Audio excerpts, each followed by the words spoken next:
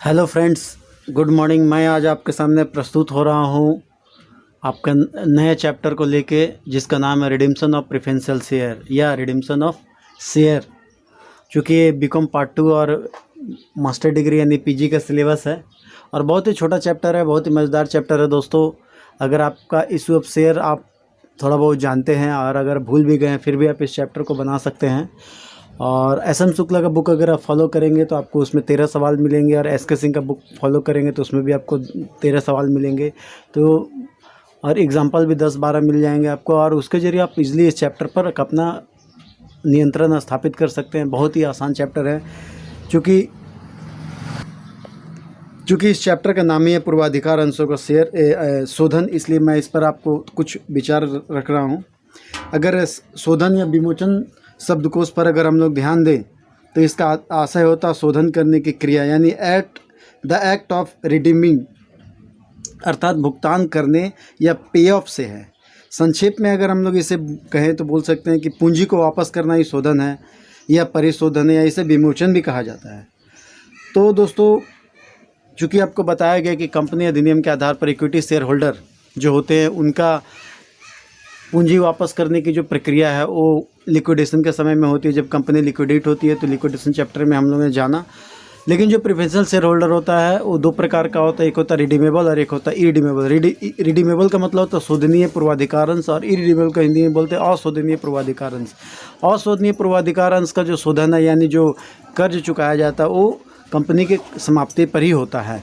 परंतु अब 1 अप्रैल 1997 से इरिडीमेबल प्रेफरेंशियल शेयर पर रोक लगा दी गई है। इसीलिए अब आपको सिर्फ रिडीमेबल प्रेफरेंशियल शेयर ही मिलेंगे, और उसमें भी अधिनियम के आधार पर 10 साल का ही अवधि दिया गया, यानी अधिक से अधिक 10 साल के बाद 10 साल का ही रिडीमेबल प्रेफरेंशियल शेयर इशू किया जाता है, और 10 साल के बाद उसका कर्ज चुकाना है, यानी उस पूंजी को कंपनी को लौटाना होता है। तो इस प्रकार दोस्तों, पूर्वाधिकार अंशों के शोधन से आशय यह है कि कंपनी पूर्वाधिकार अंशों की पूंजी वापस लौटा देती है। अच्छा, सामान्यतः एक कंपनी अंश पूंजी वापस नहीं लौटाती, मैंने आपको बताया है, परंतु कंपनी अधिनियम की धारा 80 के अंतर्गत पूर्वाधिकार अंशों को पूंजी वापस लौटाई जा सकती है।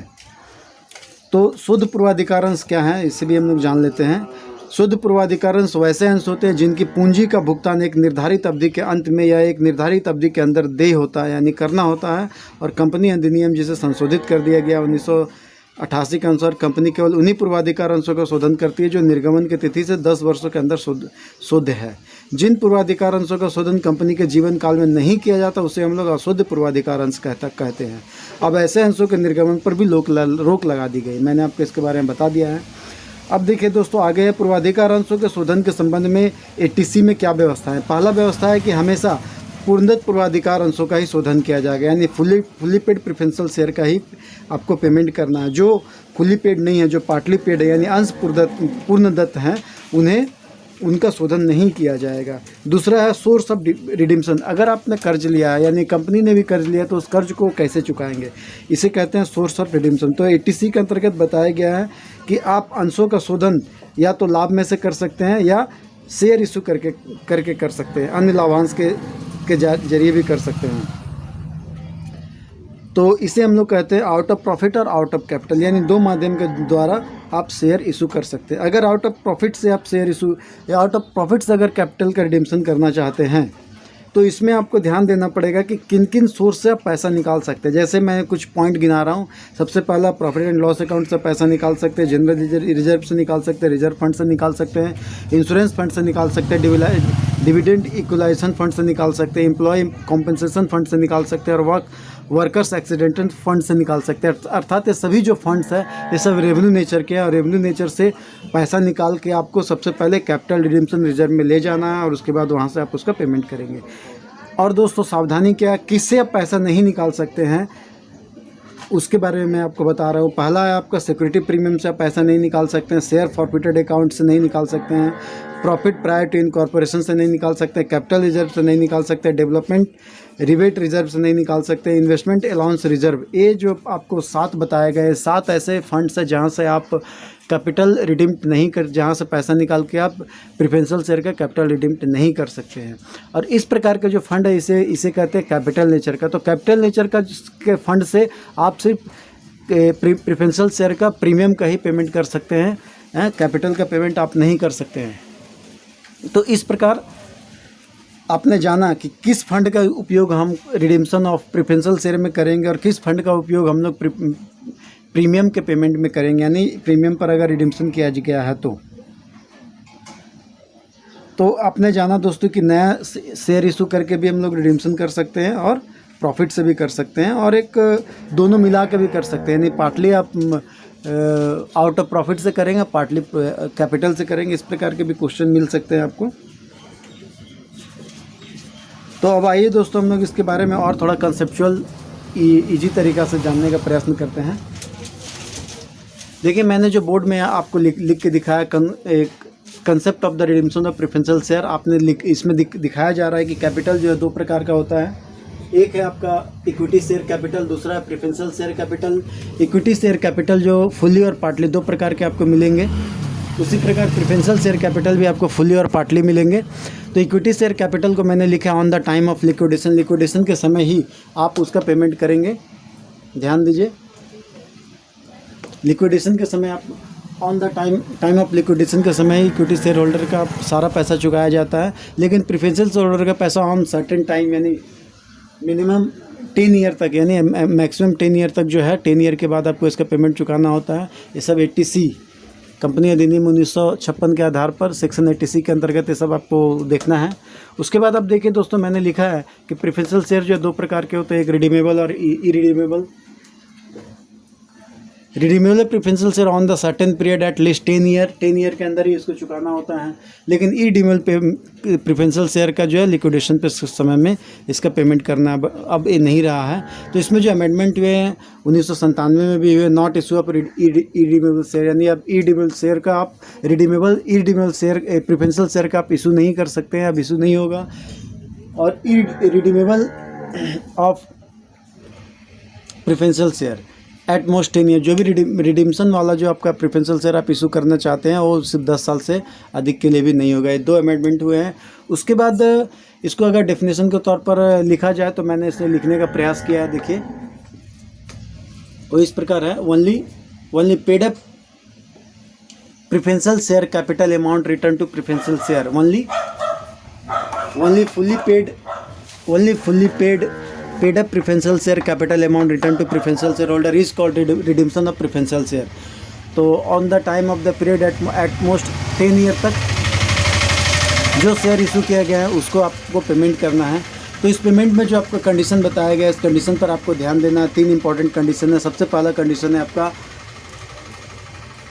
Only fully paid up share are redeemable, जो भी शेयर फुल्ली पेड अप है उसी को रिडीम करना है।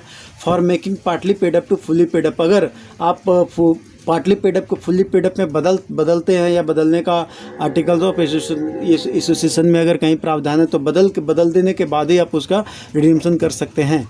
उसके बाद क्या, जितना भी अनपेड कॉल्स है, जिसका पेमेंट नहीं हुआ और जो कॉल्स इन एरियर वाले प्रेफरेंशियल शेयर है, उस शेयर का आपको पेमेंट नहीं करना होगा, यानी आप उसका रिडीम्शन नहीं कर पाएंगे। ये आपका अधिनियम के आधार पे, कंपनी एक्ट का जो सेक्शन है उस सेक्शन के आधार पर बताया गया है। उसके बाद दोस्तों हम लोग देखते हैं कि अगर आप रिडीम करना चाहते हैं, कंपनी रिडीम कर रही है, तो इसके लिए सोर्स ऑफ रिडीम्शन क्या है। हाँ, तो दोस्त मैंने आपको यहाँ पे बताया कि सोर्स ऑफ रिडीम्शन करने के लिए आपके पास क्या सोर्स है। मैंने आपको पहले ही बताया कि आउट ऑफ प्रॉफिट, यानी प्रॉफिट एंड लॉस अकाउंट, यानी रेवेन्यू नेचर के जो अनडिस्ट्रीब्यूटेड प्रॉफिट या प्रॉफिट है, उनसे आप इसका रिडीम्शन कर सकते हैं। दूसरा ऑप्शन मैंने बताया out of capital. Out of capital मतलब एक नया शेयर इशू करके आप इसका रिडीम्शन कर सकते हैं। दो प्रकार के सोर्स से आप इसका रिडीम्शन कर सकते हैं। लेकिन अगर मेथड के बारे में बात करें तो मेथड इस प्रकार है दोस्तों, आप देख सकते हैं। फर्स्ट है आपका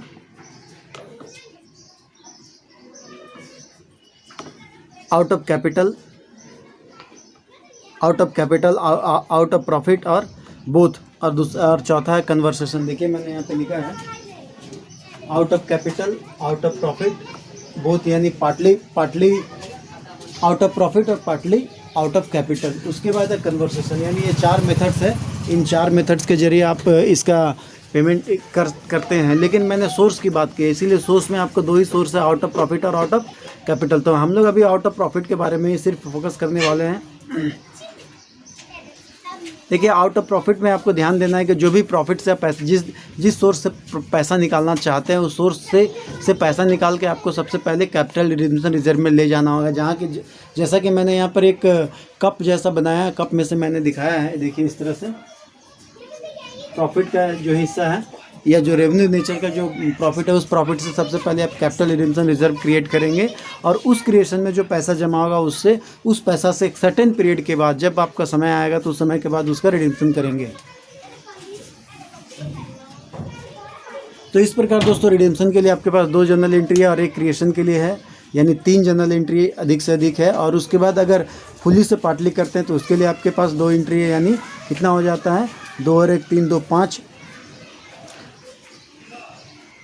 5 मैक्सिमम जनरल एंट्री है। और अगर आउट ऑफ कैपिटल से करना चाहते हैं तो उसमें आपका 3 जनरल एंट्री एक्स्ट्रा हो जाएगा, क्योंकि आप शेयर इशू करेंगे। शेयर इशू करना है यहाँ पे लमसम बेसिस से शेयर इशू करना पड़ता है आउट ऑफ कैपिटल में।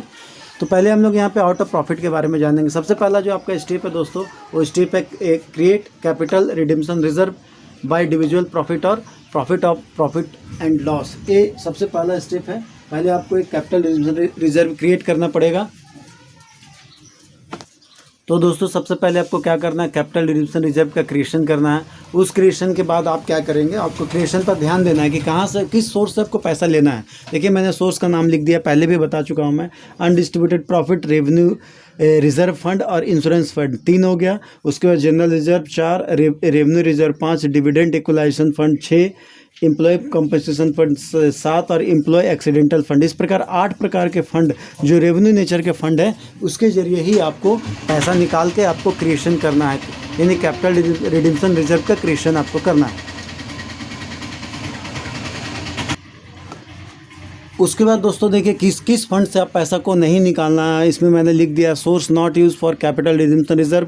पहला सिक्योरिटी प्रीमियम अकाउंट, दूसरा forfeited share account, capital reserve, profit prior to incorporation, investment allowance reserve और डेवलपमेंट रिबेट रिजर्व। इस प्रकार के जो 6 फंड है जो कैपिटल नेचर के हैं, ध्यान दीजिए कैपिटल नेचर के फंड में से आपको कभी भी पैसा नहीं निकालना है और इससे आप कैपिटल रिडेम्पशन रिजर्व को क्रिएट नहीं कर सकते हैं। एक कंपनी अधिनियम में बताया गया है। तो दोस्तों हम लोग ने जाना कि आउट ऑफ प्रॉफिट के माध्यम से अगर प्रेफरेंशियल शेयर का रिडेम्पशन करते हैं तो आपको 2 स्टेप लेना पड़ेगा। पहला स्टेप है क्रिएटेड कैपिटल रिडेम्पशन रिजर्व और आपको इंडिविजुअल प्रॉफिट या प्रॉफिट एंड लॉस अकाउंट या जो 8 प्रकार के आपको सोर्स बताया गया तो उस सोर्स से आपको पैसा निकालना है और एक कैपिटल रिडेम्पशन रिजर्व बनाना है। और दूसरा स्टेप आपको लेना है कि जब आपका टाइम पूरा हो जाए तो उसका आपको पेमेंट करना है, यानी रिडेम्पशन ऑफ शेयर का एंट्री करना है। यानी यहाँ पे इस चैप्टर में आपको मूलतः जनरल एंट्री करने हैं समझ के कैलकुलेशन करके। तो दूसरा जो सोर्स था दोस्तों आउट ऑफ कैपिटल, उसके बारे में हम लोग बात करेंगे। आउट ऑफ कैपिटल का मतलब होता है इशू ऑफ न्यू शेयर।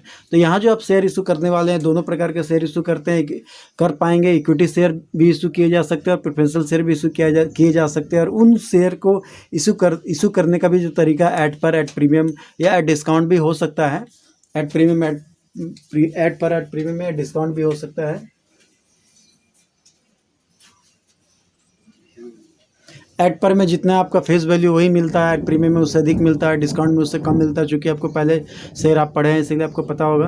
तो इस प्रकार जब आउट ऑफ कैपिटल से आप प्रेफरेंशियल शेयर का रिडेम्पशन करना चाहते हैं तो सबसे पहले आपको इशू की एंट्री करनी पड़ेगी। लेकिन यहाँ पर इशू का एंट्री आपको इंस्टॉलमेंट बेसिस पर नहीं बल्कि लमसम बेसिस पर किया जाता है। और अगर मैं आपको एक एंट्री दिखाऊँ तो इस प्रकार होगा। देखिए इशू ऑफ शेयर, अगर आप शेयर इशू करेंगे लमसम बेसिस पर ऐड पर पे तो क्या होगा, bank account debit to equity share capital. और अगर प्रेफरेंशियल शेयर होगा तो टू इक्विटी शेयर प्रेफरेंशियल, तो यहाँ अगर प्रेफरेंशियल होगा तो टू प्रेफरेंशियल शेयर कैपिटल आपको लिखना होगा। और अगर प्रीमियम पे होगा तो दोस्तों यहाँ पे चूँकि प्रीमियम में इशू होगा तो आपको अधिक पैसे मिलेंगे, यानी कंपनी के पास अधिक पैसे आएंगे, प्रॉफिट है, इसीलिए आपको यहाँ पे सेकेंड एंट्री में टू सिक्योरिटी प्रीमियम लिख देना होगा। और अगर डिस्काउंट होगा तो आपको डेबिट में discount on issue of share लिख देना होगा। चूँकि 3 प्रकार के एंट्री मैंने यहाँ पे लिखे हैं, मैं आपको एक ही दिखा पा रहा हूँ। देखिए दूसरा यहाँ पे है, इस प्रकार है। ये फर्स्ट है, अरे आपका सेकंड है bank account debit to equity share capital to security premium, ये आपका प्रीमियम पर है। और अगर डिस्काउंट होगा तो आप यहाँ पे डिस्काउंट का एंट्री कर पाएंगे। तो इस प्रकार जो शेयर इशू आप करने जा रहे हैं ऐड प्रीमियम है, ऐड डिस्काउंट कुछ भी हो सकता है दोस्तों। शेयर इशू करने के बाद जो आपके पास शेयर का पैसा आएगा उस पैसे से आप अगर पैसा पूरा पर्याप्त है तो फिर आप उसका रिडेम्पशन का एंट्री करेंगे। हाँ तो दोस्तों मैं आपको दिखा रहा हूँ रिडीम्शन ऑफ प्रेफरेंशियल शेयर। इसमें आपको दो प्रकार के एंट्री करने पड़ते हैं, पहला ड्यू के लिए, फिर दूसरा पेड के लिए। तो ड्यू का जो एंट्री होता है इस प्रकार है, preferential share capital account debit to preferential share holder. अगर ऐड पर पे आप पेमेंट करना चाहते हैं या क्वेश्चन में ऐड पर पे पेमेंट के लिए कहा गया है, तो अगर प्रीमियम पे पेमेंट के लिए कहा गया है तो आपको यहाँ पर premium on redemption of preferential share लिखना होगा। यानी पहला preferential share capital account debit to preferential share holder, ये आपका ड्यू अकाउंट ड्यू का एंट्री है, यानी उसके अकाउंट में सिर्फ ट्रांसफर होगा, पैसा पेड नहीं हो रहा है, ये ऐड पर पे है। अगर प्रीमियम पे होगा तो premium on redemption of preferential share होगा। ऐड डिस्काउंट पे होने की संभावना नहीं है, क्योंकि कोई भी शेयर होल्डर नहीं चाहेगा कि उसको फेस वैल्यू से भी कम पैसा मिले, यानी जितना वो पैसा लगाया था उससे भी कम मिले। तो इस प्रकार इसका नरेशन होता है, being amount transfer to preferential share account at par या ऐड प्रीमियम। मैंने दोनों लिख दिया है, अगर ऐड पर करेंगे तो ये दो एंट्री करेंगे और ऐड प्रीमियम करेंगे तो ये तीनों एंट्री यहाँ पे होगा। उसके बाद पेमेंट करना, पेमेंट के लिए आपको प्रेफरेंशियल शेयर होल्डर अकाउंट में पैसा जाएगा, इसीलिए टू बैंक करेंगे और टोटल अमाउंट जो आता है इस टोटल अमाउंट का आपको लिखना है। अगर ऐड पर करेंगे तो यहाँ पर सिर्फ ऐड पर का ही वैल्यू लिखेंगे, अगर प्रीमियम में करेंगे तो यहाँ कैपिटल वैल्यू और यहाँ पे प्रीमियम का अमाउंट कैलकुलेट करके दोनों को जोड़ के आपको टोटल करना है। तो इस प्रकार आप यहाँ भी टोटल अमाउंट लिखेंगे, ऐड पर का टोटल या ऐड प्रीमियम का टोटल जो भी है। Preferential share account debit to bank. अगर प्रीमियम को अगर आपको रिटर्न ऑफ करना, तो रिटर्न ऑफ के लिए आप पीएल अकाउंट से रिटर्न ऑफ कर सकते हैं या सिक्योरिटी प्रीमियम से रिटर्न ऑफ कर सकते हैं। तो रिटर्न ऑफ करने के लिए एंट्री इस प्रकार होगा दोस्तों।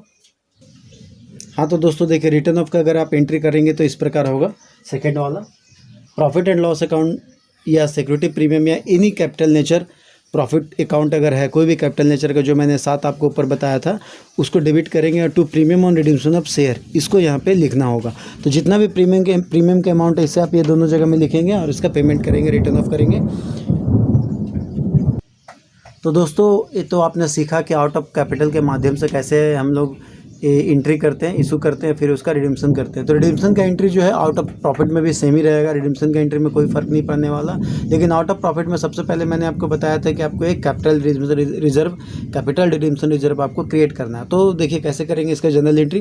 प्रॉफिट एंड लॉस अकाउंट या जनरल रिजर्व या किसी भी any other distributed profit account अगर है तो उसको आप डेबिट करेंगे और वहाँ पे क्रेडिट करेंगे टू कैपिटल रिडीम्शन रिजर्व। तो इससे एक कैपिटल रिडीम्शन रिजर्व बन जाएगा और यहाँ पे आपको वही अमाउंट लिखना है जो आप वहाँ से निकाले हैं, जितना पैसा आप उसमें निकाल रहे हैं उसे रिजर्व बना रहे हैं। अगर रिजर्व पूरे का बना रहे हैं तो पूरा लिखना होगा। हाँ तो दोस्तों, आउट ऑफ प्रॉफिट के माध्यम से सबसे पहला एंट्री मैंने आपको बताया कि आपको सबसे पहले कैपिटल रिडीम्शन रिजर्व क्रिएट करना है फर्स्ट। सेकंड में क्या करेंगे, आप उसका पेमेंट करेंगे रिडीम्शन का। अगर और किसी तरह का इशू नहीं है सवाल में, तो अगर मान लीजिए आप पेमेंट करना चाहते हैं तो आपको एंट्री बता दिया गया क्या पेमेंट करेंगे। सबसे पहले आपको ड्यू का एंट्री करना है, यानी preferential share capital to preferential share holder account. उसके बाद आपका पेमेंट करना है preferential share account debit to bank. ये दो एंट्री आपका रिडीम्शन के लिए फिक्स है, चाहे आउट ऑफ प्रॉफिट हो चाहे आउट ऑफ कैपिटल हो। उसके बाद दोस्तों, अगर मान लीजिए आप किसी भी जो प्रेफरेंशियल शेयर है उसको अगर आप पार्टली है तो उसे आप फुली पेड बनाना चाहते हैं, तो यहाँ पे एंट्री आपके सामने उपलब्ध है। Preferential share capital final call account debit to preferential share capital. यहाँ पे देखिए preferential share final call account है और नीचे प्रेफरेंशियल शेयर कैपिटल। इस प्रकार जो भी पैसा मांगा गया उसे आप डेबिट और क्रेडिट में लिखेंगे और जितना पैसा रिसीव हुआ है, जितना पैसा मांगना चाहिए था उसे हम लोग यहाँ लिख देंगे, यानी ड्यू अमाउंट है। और जितना पैसा रिसीव हुआ अगर बैंक अकाउंट डेबिट करेंगे या to preferential share final account करेंगे। अगर मान लीजिए जितना पैसा मांगा गया था उसमें से भी पैसा नहीं मिला, एरियर्स है, तो यहाँ पर आप एरियर्स दिखा सकते हो, कॉल से मेरे अकाउंट डेबिट जितना नहीं मिला है। और इस प्रकार आप दोनों जोड़ के टोटल आपको प्रेफरेंशियल शेयर के फाइनल अकाउंट में दिखाना है। तो ये जो एंट्री है दोस्तों, ये 3 नंबर और ये 4 नंबर दोनों एंट्री जो है आपका पार्टली पेड जो प्रेफरेंशियल शेयर है उसको फुली पेड बनाने के लिए किया गया है। उसके बाद क्या होता है, अगर सवाल में आपको ऐसा कहा गया है कि जो भी रिडीम्शन किया जा रहा है, रिडीम्शन जो है कैश के माध्यम से किया जाएगा, यानी ना आउट ऑफ प्रॉफिट होगा ना आउट ऑफ कैपिटल होगा, तो कैश के माध्यम से अगर आप रिडीम्शन करेंगे तो क्या एंट्री होगा। हाँ तो दोस्त देखिए, arranging of cash of redemption, अगर कैश के साथ रिडीम्शन करना है तो आपको पैसा व्यवस्था करना पड़ेगा, यानी बैंक अकाउंट डेबिट करेंगे। कैसे कर सकते हैं, बैंक लोन के माध्यम से कर सकते हैं, इसीलिए टू बैंक लोन करेंगे। इन्वेस्टमेंट को बेच के कर सकते हैं, इसीलिए टू इन्वेस्टमेंट अकाउंट करेंगे। करंट एसेट्स को भी बेच के कर सकते हैं, इसीलिए इसे टू करंट एसेट्स कर सकते हैं। फिक्स एसेट्स को बेच के कर सकते हैं, इसे फिक्स एसेट्स करेंगे। और इस प्रकार सेल ऑफ एसेट्स या बैंक लोन के माध्यम से आप कैश अरेंज करेंगे और कैश अरेंज करने के बाद रिडीम्शन का एंट्री बनाएंगे। उसके बाद अगर बोनस शेयर का डिक्लेरेशन किया गया है तो उसको आप इस तरह से कर सकते हैं। क्वेश्चन में अगर बोनस शेयर है तो declaration of bonus share, capital redemption reserve, security premium या कैपिटल रिजर्व, इस प्रकार के जितने भी या जनरल रिजर्व या प्रॉफिट एंड लॉस अकाउंट से अगर रिजर्व के लिए बोनस शेयर को डिक्लेरेशन के लिए कहा जा रहा है तो आप इसको डेबिट करेंगे to bonus to share holders लिखेंगे। यानी ये सिर्फ बोनस दिया नहीं गया बल्कि उसके शेयर होल्डर्स के अकाउंट में ट्रांसफ़र किया गया। बोनस जो है एक प्रकार का अपने शेयर होल्डर को दिया गया फ्री का बोनस, फ्री का शेयर होता है जिसे हम लोग बोनस शेयर कहते हैं। उसके बाद क्या करेंगे, इशू करना है। अगर इशू करेंगे शेयर को के लिए जो एंट्री है इस प्रकार है, वो issue of bonus share section 80 और सब सेक्शन 11D क्या bonus share to share holders account debit to equity share capital, यानी अब उसके शेयर कैपिटल में वो उसको तब्दील कर दिया गया, शेयर होल्डर के अकाउंट में भेज दिया गया है। तो इस प्रकार दोस्तों आपने देखा कि हम लोग preferential of रिडीम्पशन of preferential share के सवाल को बना सकते हैं। सबसे पहले मैं आपको रिवीजन करा दे रहा हूँ। सबसे पहले क्या मैंने आपको बताया था, कैपिटल जो है दो प्रकार के होते हैं, इक्विटी और प्रेफरेंशियल। तो प्रेफरेंशियल शेयर का ही हम लोग यहाँ पे सीख रहे हैं। प्रेफरेंशियल शेयर में आपका एक आता है रिडीमेबल और दूसरा आता है इरिडीमेबल। प्रेफरेंशियल शेयर अब नहीं रहा, इसीलिए रिडीमेबल प्रेफरेंशियल शेयर का 10 साल के अंदर आपको पेमेंट करना है। अमेंडमेंट हुआ था, अमेंडमेंट में बताया not issue of irredeemable preferential share, और रिडीमेबल जो प्रेफरेंशियल शेयर वो 10 साल से अधिक का नहीं होगा, 2 है। उसके बाद मैंने आपको बताया कंडीशन, पहला कंडीशन तो only fully paid up share are redeemable, और दूसरा था for making partly paid to fully paid. Partly paid को फुली पेड में कन्वर्ट करके भी आप इसका रिडीम्पशन कर सकते हैं। और जितना भी अनपेड कॉल्स है, कॉल्स इन एरियर है, इसका कभी भी इस प्रकार के प्रेफरेंशियल शेयर का कभी भी रिडीम्पशन नहीं होगा। और उसके बाद हम लोगों ने सीखा कि आउट ऑफ प्रॉफिट के माध्यम से,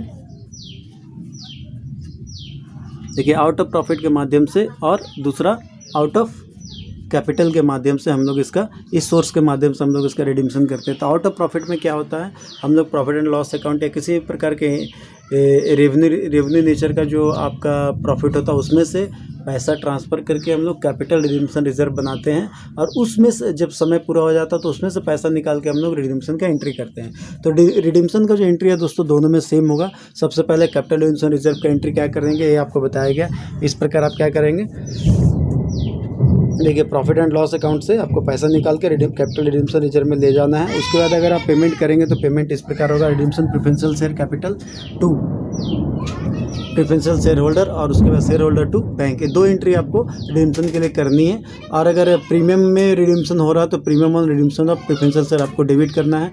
तो इस प्रकार दोस्तों आप इस चैप्टर को बना सकते हैं। और मैं आपको एक इन्फॉर्मेशन देना चाहता हूँ। हाँ तो फ्रेंड्स, मैं आपको कुछ खास बात बताने वाला हूँ।